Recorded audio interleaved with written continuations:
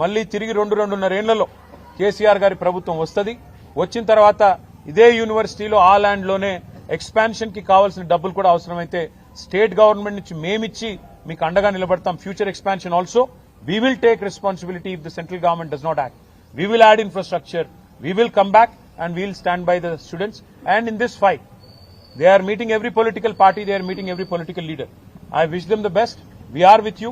We'll raise our voice in all forums. We'll raise our voice in Rajya Sabha where we have representation. We'll also come with you to Delhi if need be. Delhi भी आएंगे और union government से भी सवाल करेंगे कि क्यों कर रहे हो आप ये लोग ये सब. तो इसलिए मैं आपसे कहना चाहता हूं मीडिया కూడా నేను ధన్యవాదాలు చెప్తాను. ఎందుకంటే మీరు అందరూ కూడా ఇష్యూని సపోర్ట్ చేస్తా ఉన్నారు. సెంట్రల్ యూనివర్సిటీలో ఎట్లా అయితే ఈ ప్రభుత్వం భూములను గుంజుకునే ప్రయత్నం చేసిందో ఇక్కడ మౌలానా ఆజాద్ యూనివర్సిటీలో కూడా అదే రకంగా భూములను లాక్కునే ప్రయత్నం చేస్తున్నది.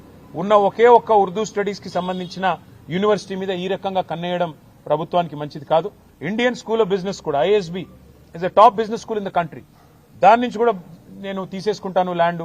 HCU one of the top most universities of the country, అక్కడి నుంచి ల్యాండ్ తీసుకుంటాను అంటే ఒక రియల్ ఎస్టేట్ బ్రోకర్ ముఖ్యమంత్రి అవుతే ఎట్లా ఉంటుందో పిల్లలు చెప్తున్నమాట.